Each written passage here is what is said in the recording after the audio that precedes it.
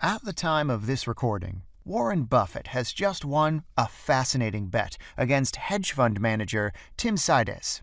Essentially, 𝗏𝗏𝗃 and Buffett bet that the S&P 500 would outperform a group of hedge funds throughout the period 2007 to 2017. The Oracle of Omaha, as many in the financial industry call Buffett, proved to be right. The S&P 500 outperformed hedge funds with an incredible lead. Hedge funds were able to gain an abysmal 2.2% on average during this 10-year period, while the S&P 500 increased by more than 7%.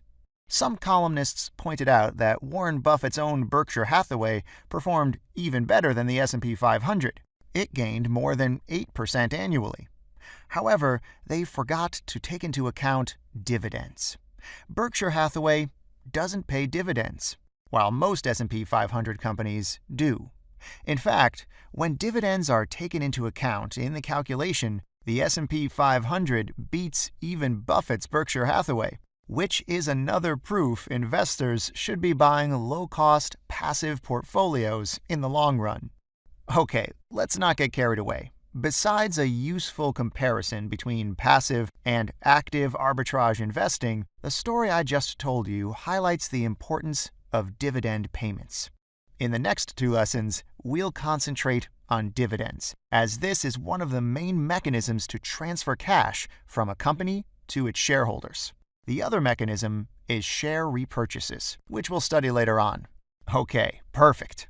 A company can distribute several types of dividends.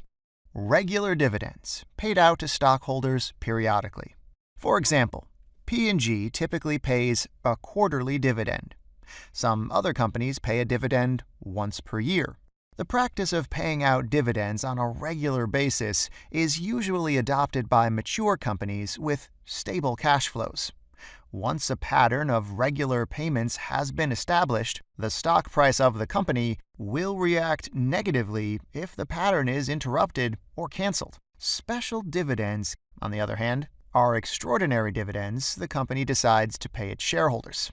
This is done when the business environment is favorable and circumstances allow an extra payment. Special dividends can be paid out by companies that pay regular dividends, but they can also be paid out by companies that do not pay regular dividends. We can also have stock dividends and liquidating dividends. Obviously, stock dividends are dividends paid under the form of stock. They are not very popular because they dilute a company's ownership, issuing new shares, and then give these new shares to existing shareholders, who end up with the same percentage ownership of the firm. Liquidating dividends, on the other hand, are dividends paid at a time when the firm ceases to exist. In this case, shareholders are entitled to the value of the firm's assets, less any liabilities. Okay, great. This pretty much covers the type of dividends we can have.